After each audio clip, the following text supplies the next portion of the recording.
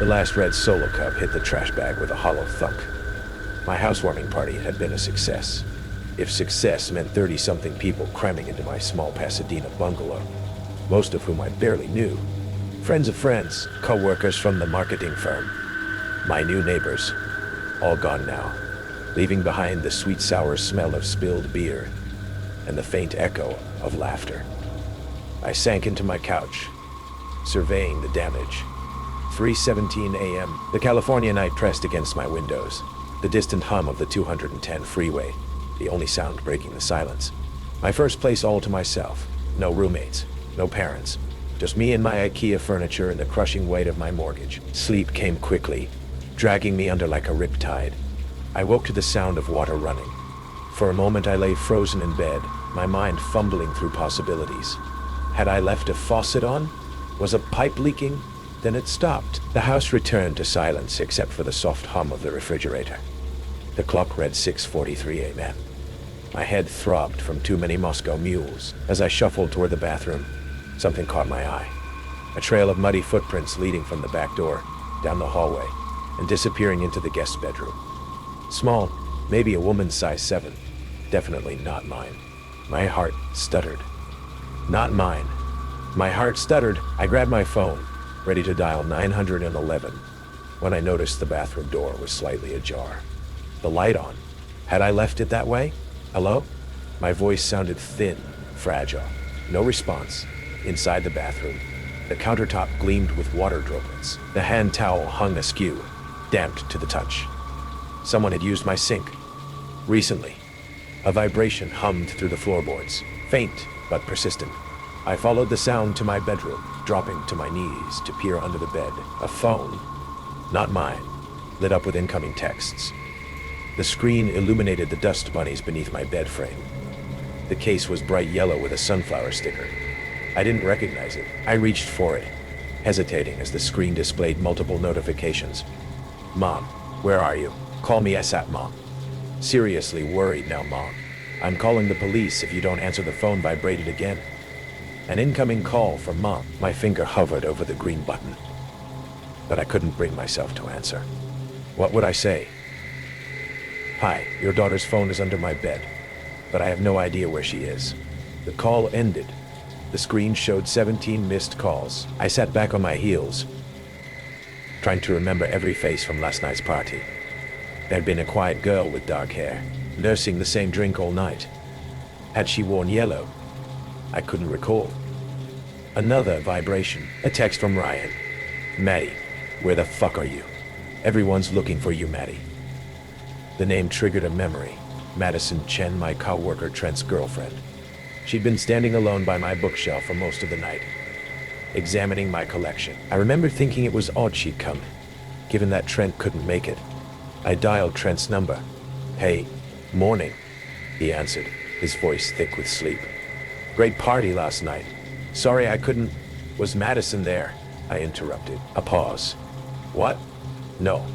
Maddie and I broke up 3 weeks ago. My mouth went dry. Are you sure? Because I found her phone under my bed. That's impossible, Trent said, suddenly alert. Maddie moved back to Seattle after we split. She's not even in California anymore. Silence stretched between us. Then Trent spoke, his voice lower. Look, there's something you should know. Before we broke up, Maddie was acting strange, paranoid. She thought someone from work was following her. My fingers tightened around the phone. Someone from work? Who? She wouldn't say. Just that it was someone who showed up everywhere she went. I thought she was being dramatic. That's partly why we fought. His voice cracked. I didn't believe her. I mentally scrolled through the guest list. Almost our entire department had been at my party, including Marcus from accounting, who'd spent most of the night on my back patio, smoking alone, and Diane from HR, who'd asked oddly specific questions about my home security system. Trent, does the name Madison Wright mean anything to you? No. No. Who's that? I don't know yet, I said, ending the call. The line between my shoulder blades prickled with cold sweat. If not Madison Chen, then who was Maddie? And why was her phone under my bed? I began a methodical search of my house. The muddy footprints led to the guest bedroom, but stopped at the threshold. Inside, The bed was undisturbed, the closet empty except for storage boxes. As I turned to leave, something caught my eye. A yellow thread snagged on the closet doorknob. Oh, the same vibrant yellow as the phone case. My hands trembled as I called the non-emergency police line. I'd like to report I'm not sure. What exactly? Someone may have broken into my home. 2 officers arrived within the hour. Officer Reyes, a heavy-set man with kind eyes, examined the footprints while his partner, Officer Mercer, scrolled through the yellow phone. The phone belongs to Madison Wright, Mercer announced. 24 years old, reported missing 3 days ago by her mother. Reyes looked up from the muddy prints. You say you had a party last night. How many people? Around 30. But I didn't invite anyone named Madison Wright. Would you recognize her? Mercer held up the phone, showing me the lock screen. A selfie of a young woman with copper-colored hair and freckles. Her smile didn't reach her eyes. I stared at the face, trying to place it among the blur of last night's guests. I don't think she was here. And you live alone? Reyes asked, his pen poised over his notepad. Yes. Mind if we look around outside? I led them to the backyard, a small patch of drought-resistant landscaping surrounded by a 6-foot fence. Officer Reyes pointed to a section where the wood had splintered near the top, as if someone had climbed over. Looks like someone came in this way, he said, crouching to examine more muddy prints by the back door. But why would someone break in during a party? I asked. Mercer's radio crackled. He stepped aside to respond, then returned with a grim expression. Madison Wright's last known location was a bar 3 blocks from here. The Rusted Nail. She was there Friday night. My party had been Saturday. Had she been hiding in my house for a full day before the party even started? The officers called for backup. Within hours, my quaint bungalow became a crime scene. Technicians dusted for fingerprints. Detectives interviewed me repeatedly about every guest who'd attended. They took the yellow phone as evidence. That night, I couldn't bear to stay in the house. I had checked into a hotel downtown, double-locking the door and wedging a chair under the handle. Sleep came in fitful bursts, interrupted by dreams of muddy footprints circling my bed. In one nightmare, I reached under the mattress and found not a phone but a hand, cold and stiff, the nails painted sunflower yellow. I returned home the next day to find Detective Sonia Warner waiting on my porch, tall, with silver-streaked hair and eyes that missed nothing. She'd been assigned as lead investigator. We need to talk, she said, following me inside. We've been through Madison Wright's social media for the past month. She documented someone following her. A colleague, she suspected. Never named them. My stomach dropped. Like what Trent said about Madison Chen. Warner's eyebrow arched. Who? I explained about my co-worker's ex-girlfriend. The similar stories. 2 Madisons, both being stalked, Warner mused. Coincidence makes me itchy. She spread photos across my coffee table. Surveillance stills from the Rusted Nail. Surveillance stills from the Rusted Nail. Madison Wright was here Friday. See anyone familiar? I scanned the grainy images. In the background of one shot, barely visible in the dim bar lighting, stood a figure I recognized. Marcus from accounting, watching Madison from across the room. That's my co-worker, I whispered. He was at my party. Warner nodded slowly. We'll need to talk to him. But Marcus had called in sick that Monday and Tuesday. His apartment was empty when police checked. That evening, I forced myself to clean the guest bedroom, trying to reclaim my home from the investigation. The closet still held that single yellow thread. As I reached to remove it, my fingers brushed against the wall and felt it give slightly. Curious. I pressed harder. A section of drywall flexed inward. It had been cut and replaced, the seams hidden behind my storage boxes. I called Warner immediately. Don't touch anything else, she ordered. I'm 10 minutes out. Those 10 minutes stretched like hours. Every creak of the house sent my heart racing. Was I alone? Really alone? When Warner arrived with her team, the tension coiled in my chest loosened just slightly. They examined the wall, confirming my suspicion. Someone had created a concealed access point between the closet and the hallway crawlspace. We need to open it up, Warner said, her voice steady but her eyes alert. A technician carefully removed the section of drywall. The beam of his flashlight illuminated the narrow space beneath my house. Dirt floor, cobwebs, exposed pipes, and a gray hoodie neatly folded beside a shovel. The excavation began at dawn. By noon, they found her. Madison Wright had been buried beneath my house, in the crawl space, the soil still soft from recent digging. Detective Warner showed me the timeline they'd pieced together. Madison, stalked for weeks, had spotted her pursuer at the bar Friday night. She'd fled, seeing my address on a public event page, and broken into my home to hide. Her stalker had followed. The killer knew your house layout intimately, Warner explained, her face grim. They knew about the crawl space access, knew how to move through the walls without being seen. Someone from the party, I whispered. Someone who'd been here before, she corrected. Your Facebook event? Who could see it? It was public. Anyone could have found it, including Marcus. I nodded slowly. We found something else, Warner said, hesitation in her voice. Madison Wright's final Instagram post, made from inside your house during the party. It reads, hiding at a stranger's house. He found me anyway. He's here, mingling like nothing's wrong. If anything happens, check the company photo from the Christmas party. Back row, left side. He's the one who's been watching me. They found Marcus 3 days later, driving Madison Chen's car across the Nevada border. In his trunk, photographs of both Madisons. Of me. Of my house. Taken weeks before I'd even moved in. They never fully explained the connection. How Marcus had fixated on both women with the same name. How he'd chosen my house as his killing ground. The evidence was overwhelming. The confession detailed and chilling.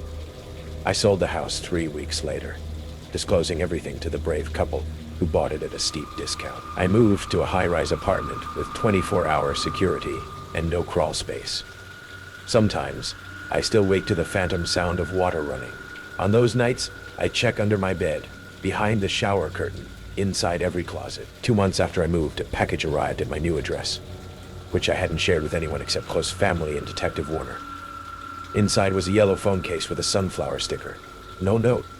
No return address. That night, as I double-checked my locks for the 3rd time, my phone chimed with a notification. A new Instagram follower, @Mattiu. The profile picture showed my empty bedroom from my old house, taken from under the bed, and a new post, uploaded minutes ago. Wrong man. Wrong Madison.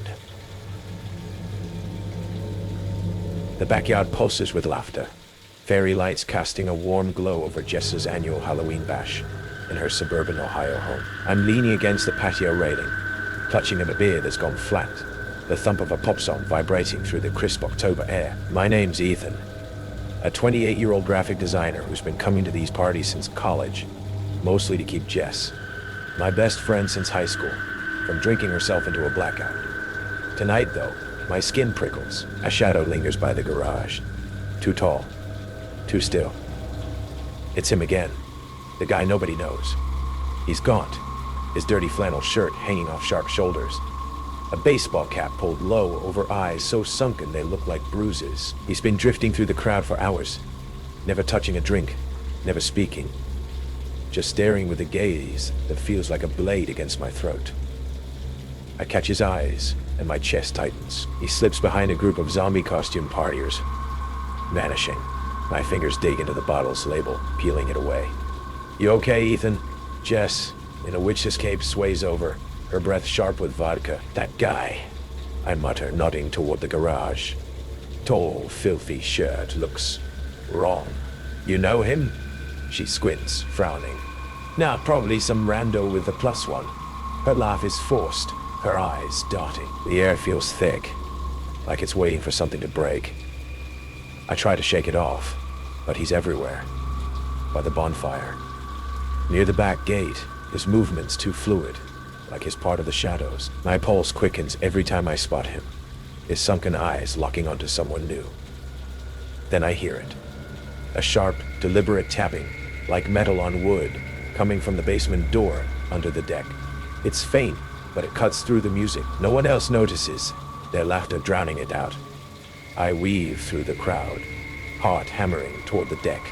The tapping grows louder, more insistent, then stops as I reach the basement door. It's ajar, the lock splintered, wood shavings dusting the ground. My mouth goes dry. A low, rasping chuckle slithers from the darkness below, and my legs nearly give out. I slam the door shut, but the sound echoes in my head. Back in the yard, I grab Jess. Someone's messing with the basement, I whisper, pulling her inside. Her face pales, but she follows. The kitchen is a wreck. Spilled chips, sticky counters. I tell her about the tapping, the chuckle, the broken lock. Her hands shake as she pours a drink, splashing it. "Where's Katie?" she asks suddenly. Katie, her cousin, was here an hour ago, vamped out in a cape, giggling by the fire pit. My stomach lurches. I haven't seen her since she was chatting with him. We search the house, shouting her name. The upstairs is eerily quiet. In the guest room, a window's open, curtains twitching. On the floor, Katie's fake vampire fang lies in a pool of moonlight, next to a smudge of dirt that smells faintly of motor oil. My heart pounds. "Call her," I say, voice tight. Jess's call goes to voicemail. We rush outside, scanning the crowd. No Katie. But there he is by the driveway, his grimy flannel catching the light. His lips twist into a smile, too wide, his sunken eyes boring into me.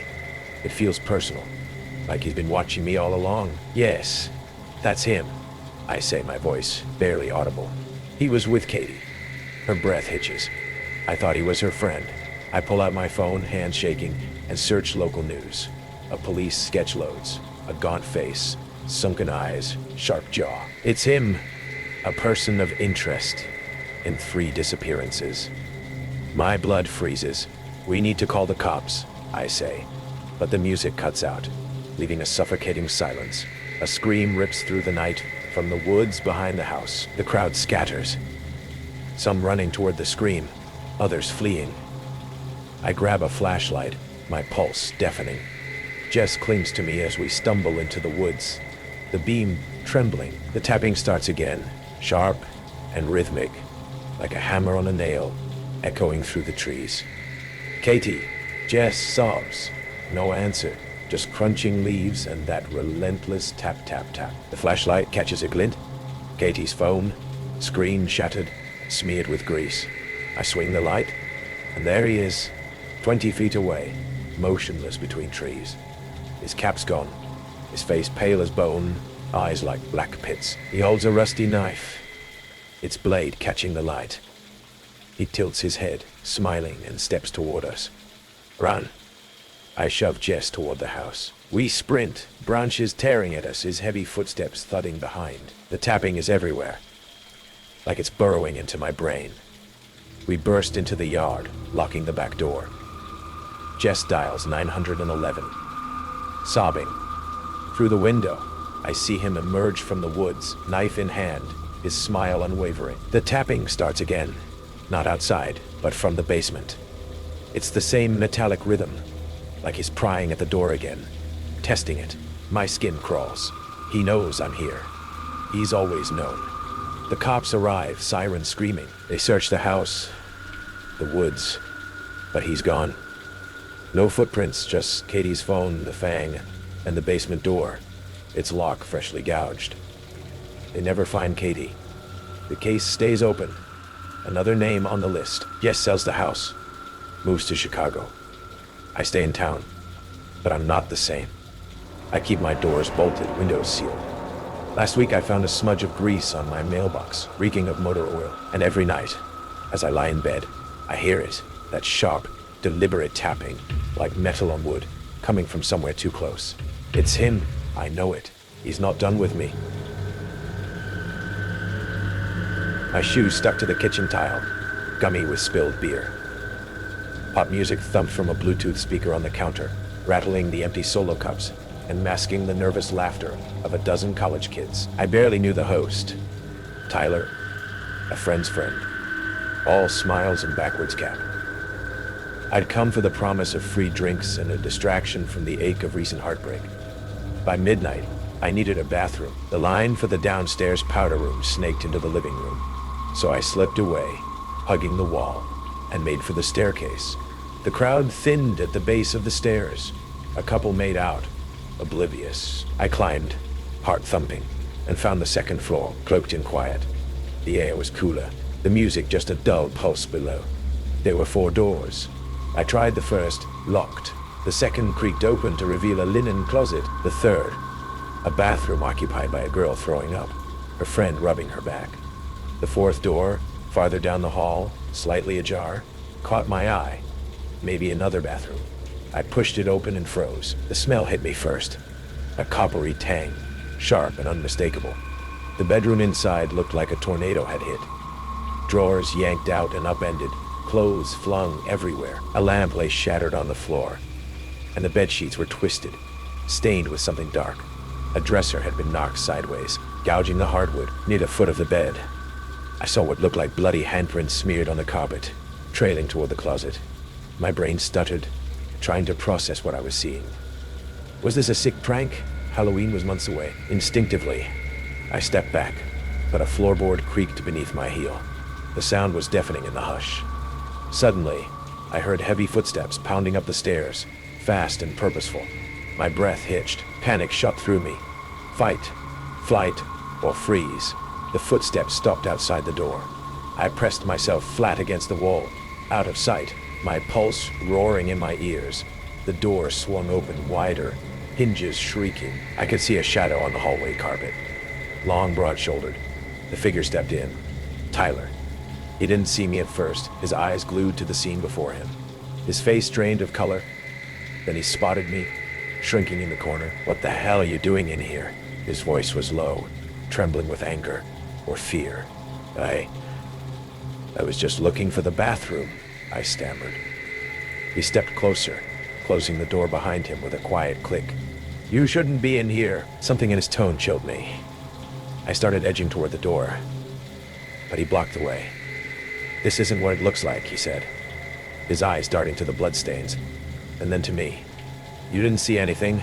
Understand?" My body wanted to bolt, but my legs wouldn't work. "What happened here, Tyler?"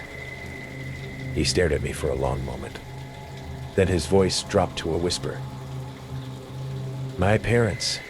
They're not supposed to be back until next week. Someone broke in. I found this when I got home. But if the cops see this, if they think I did it..." His breath was shallow, ragged. A sudden crash from downstairs made us both jump, shouting. Someone yelling for Tyler. He grabbed my wrist, squeezing hard. "You can't tell anyone." "Not yet. Please." I wrenched free, stumbling backward. "I have to call the police." He lunged, grabbing my arm again, harder this time. My panic boiled over. I twisted, slamming my elbow into his chest. He grunted and let go. I burst out the door and ran for the stairs. At the landing, the party looked different. Tense, faces turned upward, waiting. Someone must have heard us. I rushed to the kitchen, grabbing my phone with shaking hands. Tyler thundered down after me. "Stop. Please, just." Before he could reach me, two other guys intercepted him. "What's going on, man?" one demanded. I dialed 911 with trembling fingers, blurting out the address and what I'd seen. The dispatcher's voice was calm, practiced, but I could barely hear her over the hammering of my heart.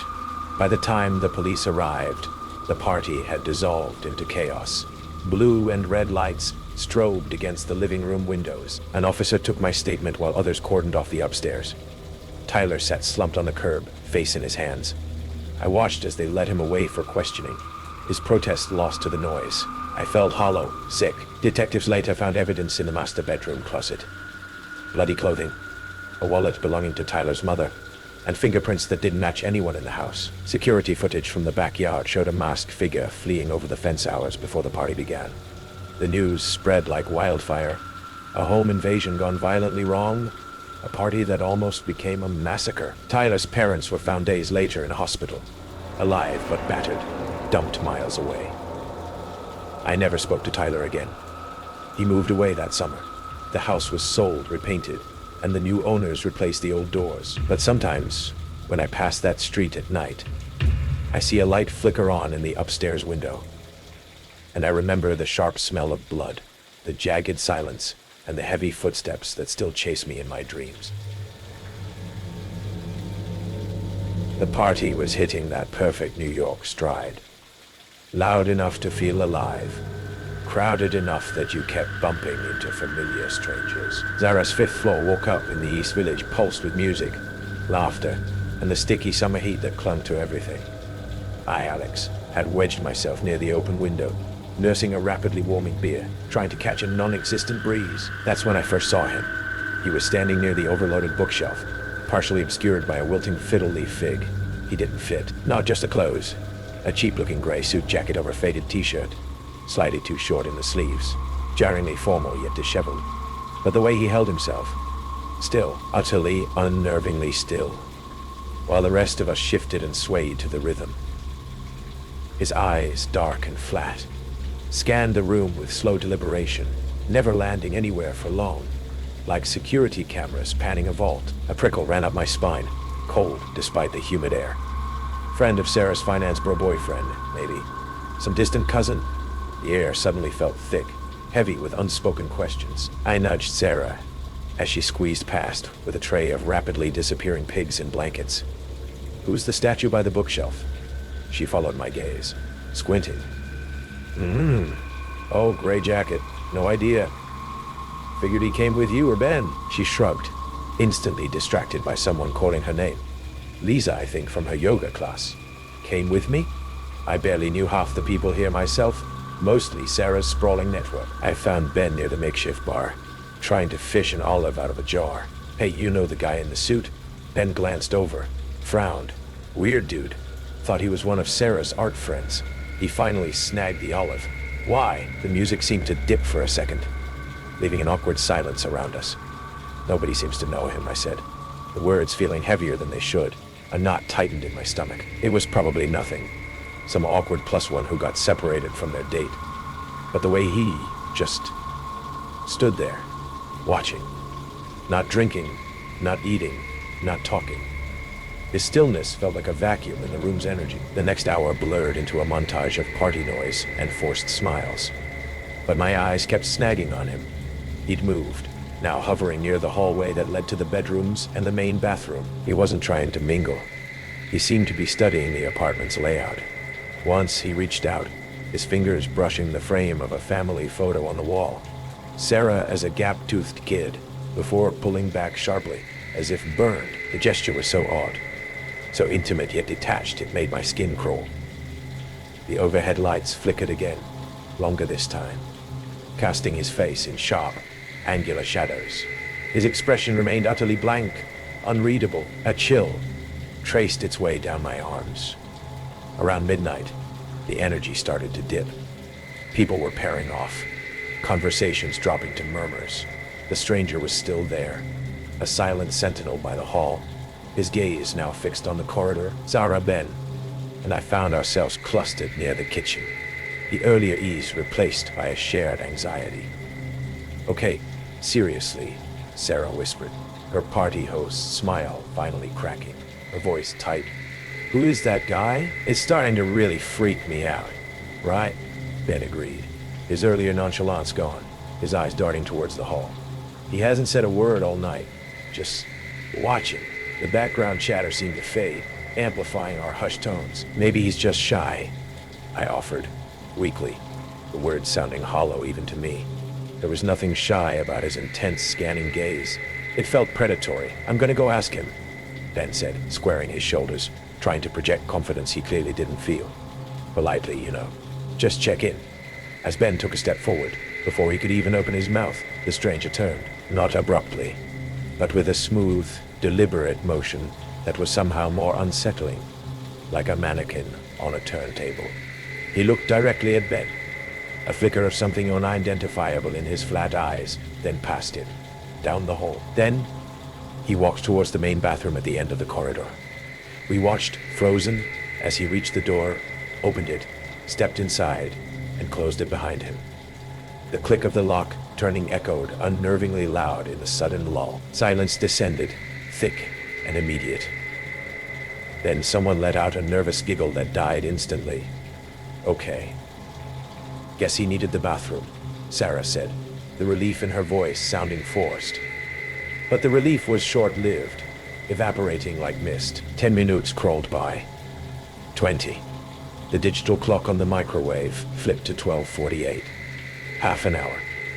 The party was effectively dead now, the remaining handful of guests whispering, casting uneasy glances towards the hall. The music had been turned off entirely, The only sounds were the low hum of the ancient refrigerator and the distant, mournful wail of a siren on the street 5 floors below. It was nearly 1 a.m. The air crackled with tension. "This is ridiculous," Ben muttered, his jaw tight. He walked down the hall, his footsteps loud on the worn wooden floor. He knocked, a sharp rap. "Hey, everything all right in there?" No answer, just the muffled gurgle and thrum of the building's old pipes. Sounds that suddenly seemed sinister. He knocked again, louder, pounding this time. "Hello?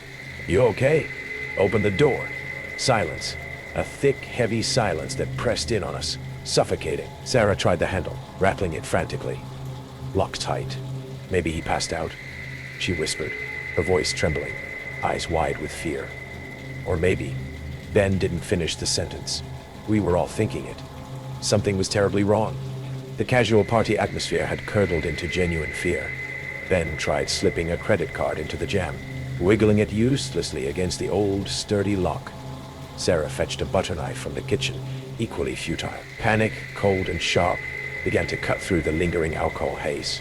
Someone, Lisa maybe, muttered about calling 911, but the absurdity still stopped us. 911, what's your emergency? There's a guy we don't know locked in the bathroom and he won't come out. It sounded insane. Right, that's it. Ben grunted, stepping back, determination hardening his face.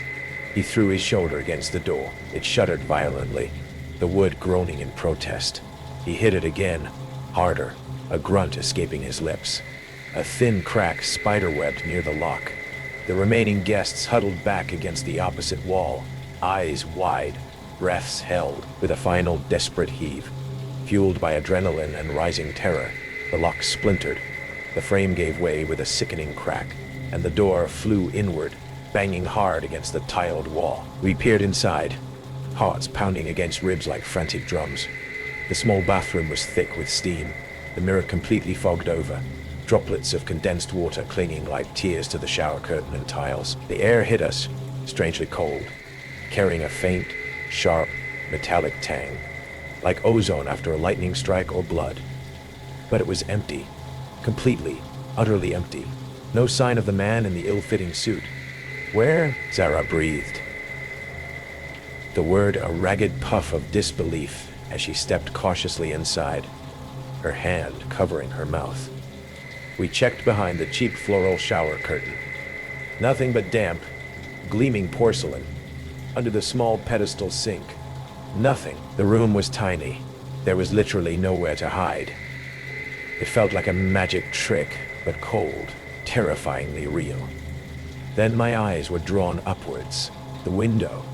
A small, frosted glass rectangle set high in the wall above the toilet tank. It was maybe 2 feet square, caked with grime and city grit, barely large enough for a child to squeeze through, let alone a grown man.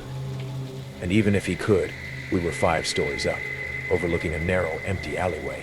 A sheer drop. Ben reached up, his fingers brushing the tarnished brass latch. He tested it. It was stiff, coated in layers of old cracked paint, clearly undisturbed for years, but undeniably firmly latched, bolted. From the inside, we stared at it, then back at the empty, steamy room. The silence stretched, broken only by our ragged, shallow breaths and the rhythmic drip. Drip. Utterly, terrifyingly impossible. The laws of physics seemed to warp and break in that small, cold room. The party evaporated in seconds. People didn't just leave, they fled. Coats and bags were grabbed, hasty, mumbled excuses offered, eyes avoiding ours, desperate to escape the apartment's sudden, palpable wrongness. I stayed with Sarah and Ben, none of us wanting to be alone in the suddenly hostile space. We checked the flimsy fire escape outside the living room window. Untouched, coated in undisturbed grime. We checked every closet, under the bed, every lock, on every other window, twice. Nothing. As the gray, unforgiving light of dawn began to seep through the blinds, casting long, eerie shadows, I found myself drawn back to the bathroom, compelled by a morbid curiosity I couldn't explain. The door hung crookedly on its splintered frame like a broken limb. I ran my fingers hesitantly over the damaged wood, near where the lock had been ripped out. My fingers stopped on something slick, almost greasy, a faint, dark smudge against the pale, splintered wood. It wasn't dirt. It looked almost like a fingerprint, but subtly wrong, distorted. Too long, perhaps? Too thin? My stomach churned, and just below it, almost invisible unless you caught it in the oblique morning light, was a mark, scratched shallowly into the wood, precise and deliberate, not accidental. It wasn't a letter or a number. It was a symbol, a small, perfect circle with a single, sharp, vertical line cutting straight through its center. I'd never seen anything like it before, but looking at it filled me with a profound and inexplicable dread. I backed away slowly, a cold dread seeping deep into my bones, a chill that had nothing to do with the morning air. He hadn't just vanished through an impossible exit. It felt like he had been erased, or perhaps had never truly been there the way we understood, leaving behind only an impossibly locked window, a greasy, unsettling smear, and a cryptic scratch on a broken door.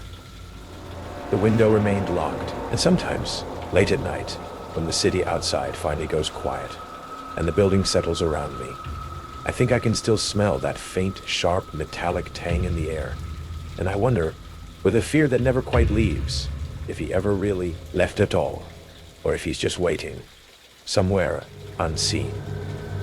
It started as one of those nights you barely remember, yet wish you could forget entirely. My best friend Ethan's parents were away for the weekend, and their house in suburban Pennsylvania had always been our go-to place for drinking games, loud music, and dumb decisions. It was a warm July night, heavy with humidity and the distant, eerie hum of cicadas. Around 11 p.m., someone, I don't even remember who, suggested we play hide and seek. Childish, yes. But we were all half drunk, laughing, tripping over each other. Ethan had invited some new friends from his college classes, faces I didn't know. Among them was Alex, quiet, wiry, and oddly nervous. But Ethan vouched for him, so we paid little attention. I volunteered to seek first, counting to 60 in the darkened living room, head spinning pleasantly from vodka. The house fell silent, the laughter fading into faint footsteps, distant doors creaking open and shutting quietly. 59, 60, ready or not. I stumbled into darkness, giggling at my own clumsiness. One by one, I found people hidden behind furniture, crouched behind curtains, wedged awkwardly in closets, but Alex remained missing. 20 minutes passed. My buzz faded to impatience. "Alex, come out, you win, man?" Ethan shouted, laughing uneasily. Silence answered. Uneasiness settled between us like a fog. Suddenly, a muffled thud echoed faintly from somewhere in the house. "Alex?" Ethan called again, his voice strained. Another thump, louder this time. It was coming from the laundry room down the hall. Ethan's face tightened in confusion. "Did anyone check there?" Nobody answered. We exchanged cautious looks before moving hesitantly toward the room. The laundry room felt oddly cold, the air sharp and stale. A faint chemical scent lingered beneath detergent aromas. Ethan flicked on the overhead bulb, casting a harsh yellow glow that buzzed faintly. The room was empty, silent again. I heard something, I muttered, heart thumping uncomfortably. A soft, dragging sound whispered beneath our feet, making my skin crawl. We glanced downward. The noise was coming from under the floor. Ethan bent, feeling around the linoleum. What the hell? His fingers caught on a tiny gap in the flooring, nearly invisible. A seam, a hidden hatch. He tugged, muscles straining. A panel groaned loudly as it lifted, revealing a dark rectangular hole and a narrow wooden staircase leading into shadow. A chill clawed its way up my spine. None of us had ever seen this trapdoor before. Ethan's parents had owned this house for years. How had we never noticed? "Ethan," I whispered, panic threading my voice. A soft whimper drifted up from below. A soft whimper drifted up from below. I froze. Ethan looked as pale as I felt. "Alex," Ethan called hesitantly into the darkness. Another faint whimper. Without thinking, I grabbed my phone flashlight, trembling fingers casting shaky beams down those narrow stairs. Ethan moved cautiously downward, and I followed, steps creaking beneath our feet like old bones cracking. The basement smelled musty, sorry dampness tinged with rust. My flashlight caught glimpses of exposed brick, rusted pipes, and shadowed corners. The air pressed against my lungs, heavy and suffocating. "Alex?" Ethan's voice cracked, fear obvious. In the far corner, my beam landed on something pale. A hand, twisted awkwardly, tied to a rusted pipe jutting from the wall. My pulse roared violently. "Alex!" He was huddled on the floor, wrists bound tightly with nylon rope, eyes wide with panic above a strip of duct tape across his mouth. Bruises shadowed his cheekbone. Dried blood stained the collar of his shirt. "Oh my God," Ethan breathed, rushing forward to untie him. Alex's muffled sobs grew frantic, eyes locked on something behind us. Then I heard it, a floorboard creaking softly overhead. Someone else was in the house. "Who did this?" I whispered desperately, heart slamming. Alex shook his head urgently, terror silencing him. Footsteps moved casually above, pausing briefly. A voice we knew well spoke clearly, calmly. "Did you find him yet?" My stomach twisted violently.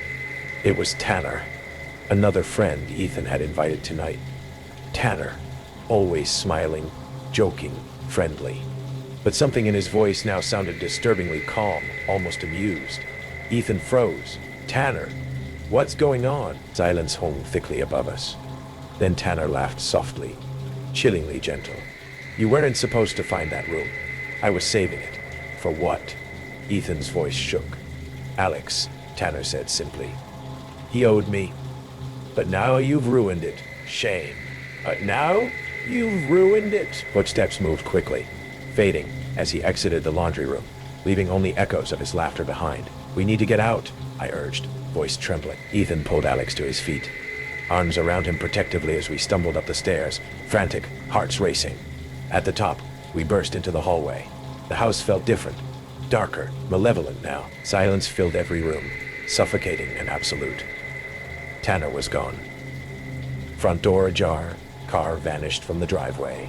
Police arrived minutes later, lights flashing across neighbors' windows. Hours blurred chaotically into dawn. Alex spoke to detectives, shaky and traumatized, recounting how Tanner lured him into the laundry room, knocked him unconscious, dragged him downstairs. All because Alex owed him money for some bad weed deal gone wrong. Detectives grimly informed us Tanner had a violent criminal record we'd known nothing about. Assault charges, stalking.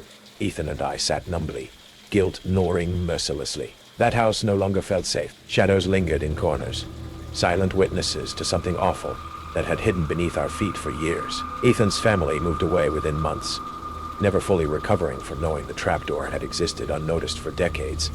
A relic from previous owners' secrets, repurposed by Tanner's cruel intentions. Weeks passed. Tanner remained missing. Weeks passed. Police issued warrants but found nothing.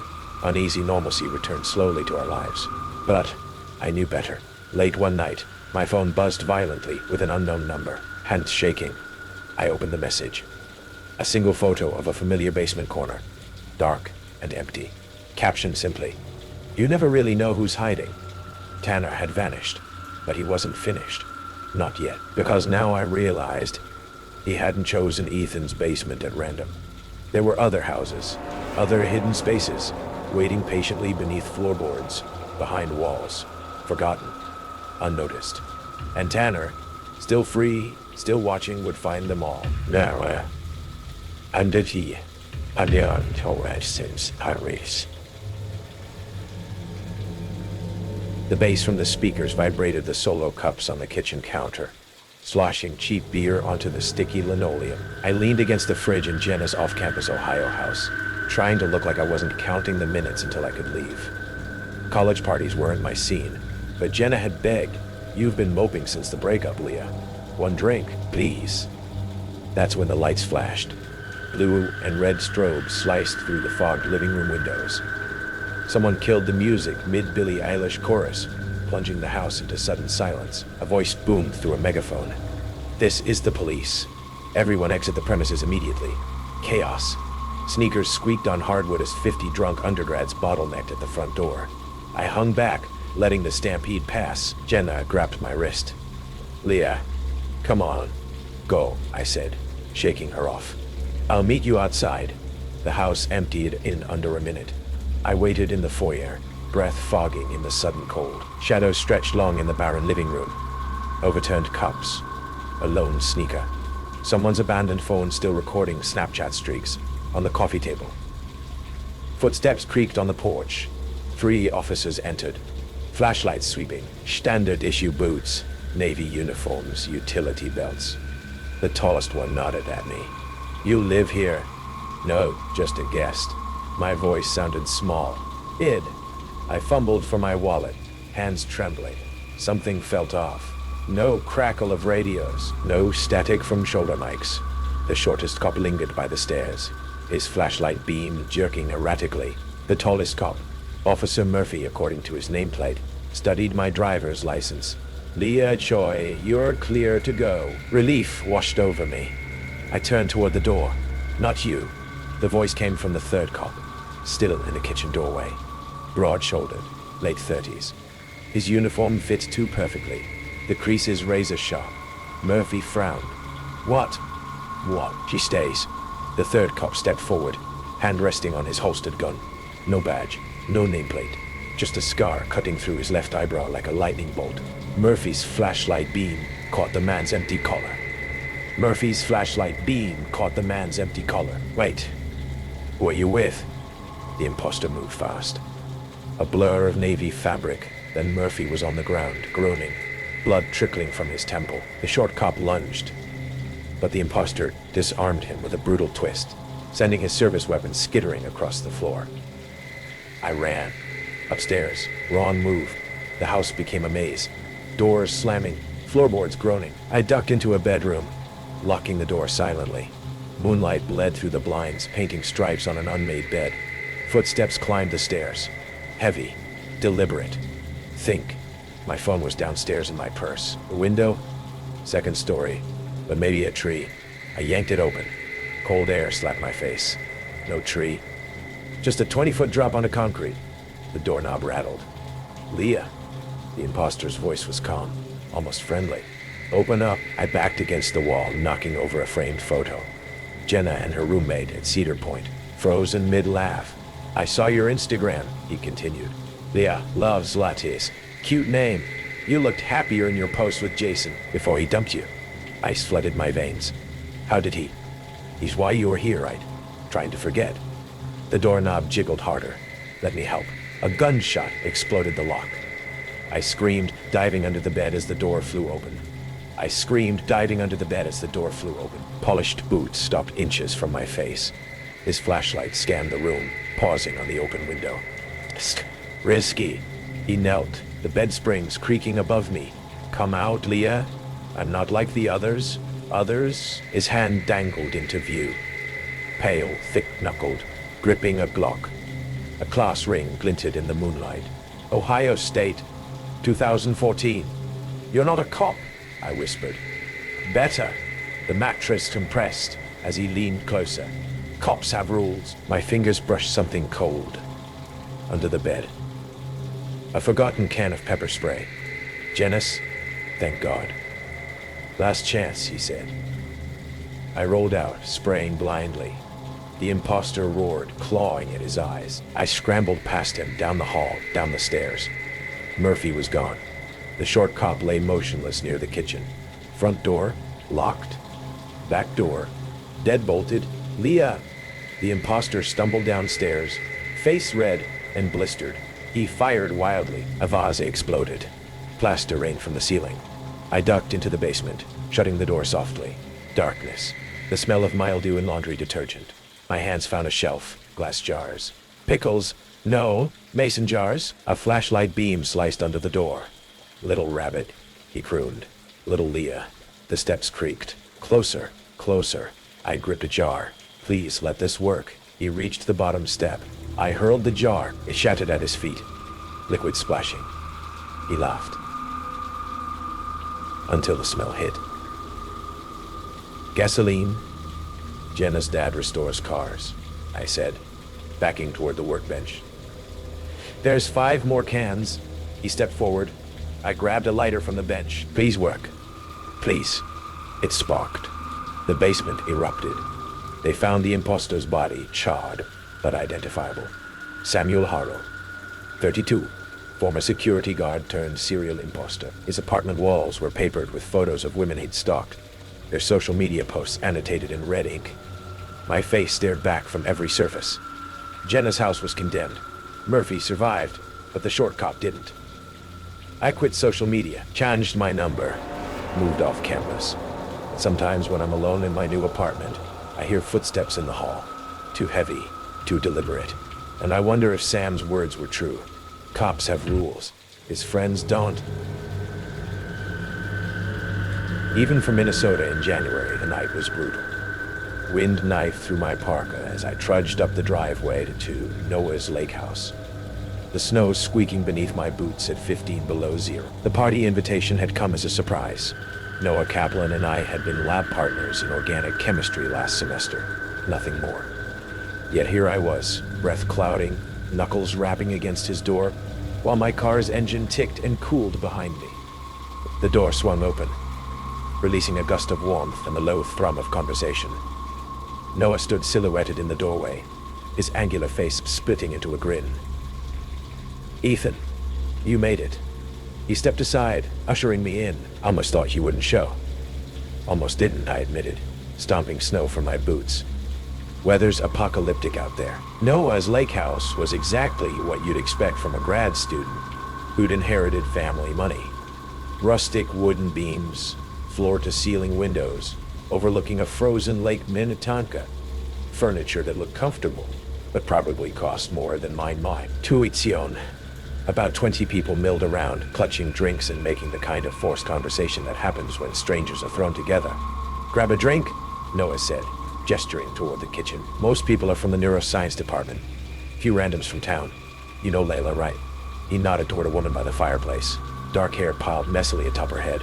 Oversized sweater draped over leggings. My pulse quickened. Everyone in the psychology department knew Dr. Lila Chen. Brilliant researcher, intimidating professor, subject of more than a few student crushes, mine included. "We've met," I said, trying to sound casual. She guest lectured in my advanced cognition class. Noah smirked. "Well, now's your chance to make a better impression than falling asleep in the back row." I felt my face heat. That was one time, and I had the flu. Whatever you say. Whatever you say. Bars in the kitchen. Mingle. 2 hours and 3 beers later, I'd managed to talk to everyone except Layla. The party had found its rhythm. Music playing from hidden speakers. Laughter punctuating conversations. The occasional shout from a group playing some drinking game in the sunroom. I was contemplating making my exit when Noah clinked a spoon against his glass. "Attention, nerds and townies," he called. "Gather round for a moment." People shuffled into the main room. I found myself pressed against the stone fireplace, the heat at my back, a welcome contrast to the occasional draft from the windows. Layla stood just a few feet away, nursing what looked like whiskey neat. "Zoe," Noah continued, "as most of you know, I'm finishing my dissertation on group dynamics and suggestibility. And you're all part of my little experiment tonight." A murmur rippled through the crowd. Noah held up his hands. "Relax, nothing sinister. Just an observation on how groups arrange themselves in social settings." He produced a Polaroid camera from behind his back. "So, stay exactly where you are. Don't move. I want to document this moment." The flash popped, momentarily blinding me. Noah pulled out the developing photo, shaking it theatrically. "Perfect," he said, tucking it into his pocket. "Now, back to your regularly scheduled socializing." As people dispersed, I finally worked up the courage to approach Layla. "Interesting party trick," I said, nodding toward Noah. She smiled, the corners of her eyes crinkling. "Noah's always collecting data, even off the clock." "You've known him long?" "Since undergrad. We were both weird kids who preferred lab time to keg stands." She took a sip of her drink. "You're Ethan, right? Front row? Advanced cognition? Fall semester." I blinked. "You remember me?" "I remember everyone who asks good questions." She tilted her head.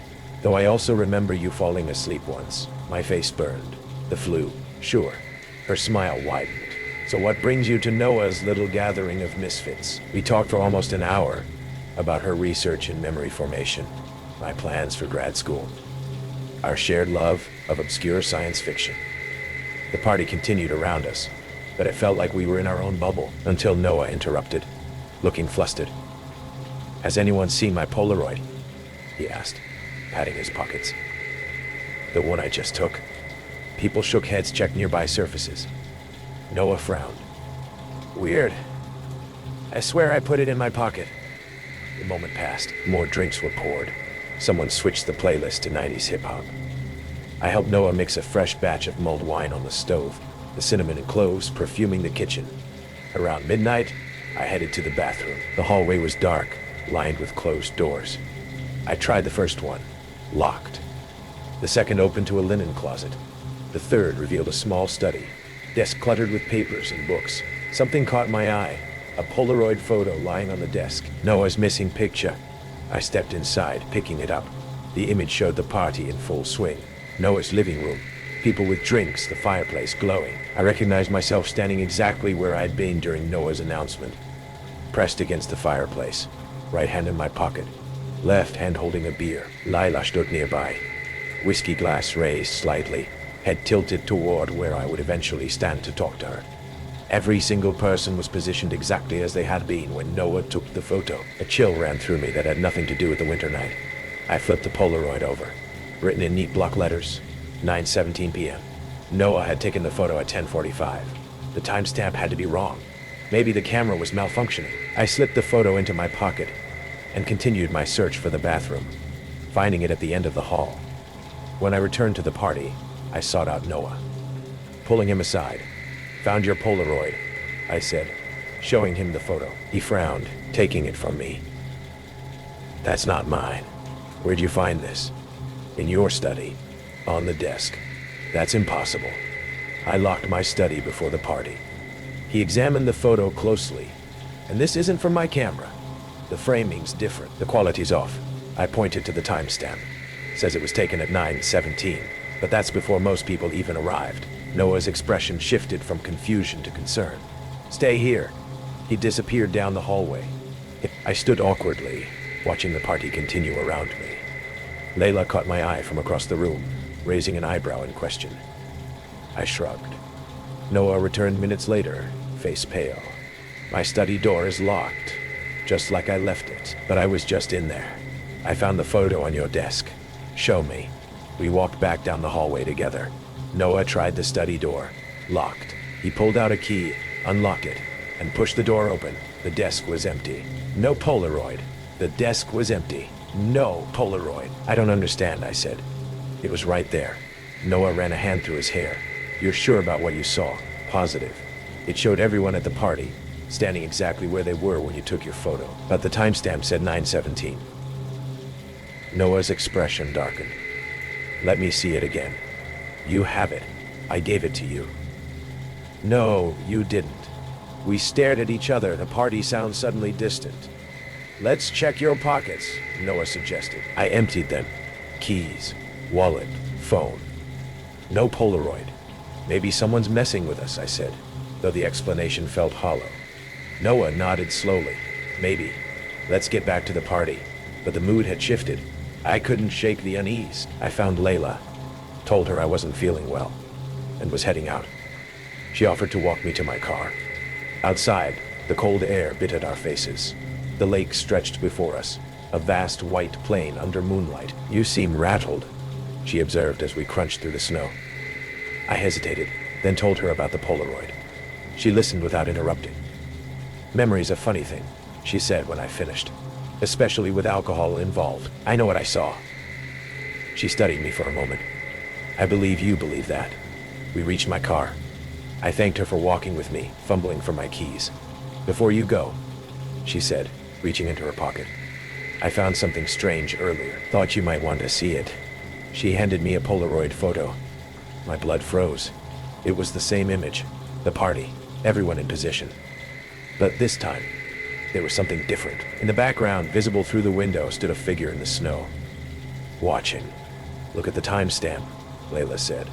I flipped it over. 7:45 p.m. I found it in my coat pocket when I arrived, before anyone else was here except Noah. This doesn't make sense. No, she agreed. It doesn't. A gust of wind swept across the lake, howling like something wounded. I looked up at Noah's house, the warm windows glowing against the night. Through one, I could see the party continuing. People laughing, drinking, unaware. We should go back inside, I said. Show Noah. Layla shook her head. I already did. He said it was impossible. Then what do we do? She took the photo back, studying it. Notice anything else strange? I looked again. Everyone was in the exact positions they'd been in at 10:45 when Noah took his picture. Except, where's Noah? I asked. Exactly. Layla's eyes met mine. I asked, and where are you in this one? I scanned the image again. She was right. Noah and I were both missing. Check your phone, she said suddenly. I pulled it out, the screen illuminating our faces in the dark. The time read 11:17 p.m. A notification appeared. A text from Noah. Where did you and Layla go? Everything okay? We should head back, I said, unease crawling up my spine. Layla nodded. But as we turned toward the house, another gust of wind tore the Polaroid from her hand. It skittered across the ice, disappearing into the darkness. Inside, the party had thinned. Noah met us at the door, concern etched on his face. You two okay? You've been out there for almost an hour. Layla and I exchanged glances. An hour? We just stepped out a few minutes ago. Noah checked his watch. It's 12:23. You left around 11:30. I pulled out my phone. 12:23 a.m. The rest of the night passed in a blur. People left in twos and threes, braving the cold. Soon just a handful remained. Noah, Layla, me, and 3 neuroscience students whose names I couldn't remember. As Noah cleared glasses from the coffee table, he paused, lifting a Polaroid photo. Found it, he exclaimed. My missing picture. We gathered around. The photo showed the party at its peak. Everyone positioned exactly where they'd been at 10:45 when Noah took the shot. See, Noah said. Nothing strange about it. But as I studied the image, my heart stopped. In the window behind the group, barely visible in the reflection of the glass, stood 3 figures, watching. I flipped the photo over. The timestamp read, tomorrow. 1 month later, the Lake Minnetonka Gazette ran a small story on page 6. 3 university students, missing after lake house party. The accompanying photo showed Noah's house, police tape fluttering in the winter wind. Whoa, I keep the Polaroid hidden now. The one that appeared in my coat pocket the day after the party. The one showing Noah, Layla, and me standing by my car, looking back at the house. The one time-stamped with the exact moment we should have driven away, but didn't. Sometimes when the light hits it just right, I swear the image changes. The 3 figures by the car turning slowly, looking out from the photo, directly at me. And behind them in the house windows more faces appear. Watching, waiting, for what I don't know. But I'm afraid I'll find out soon.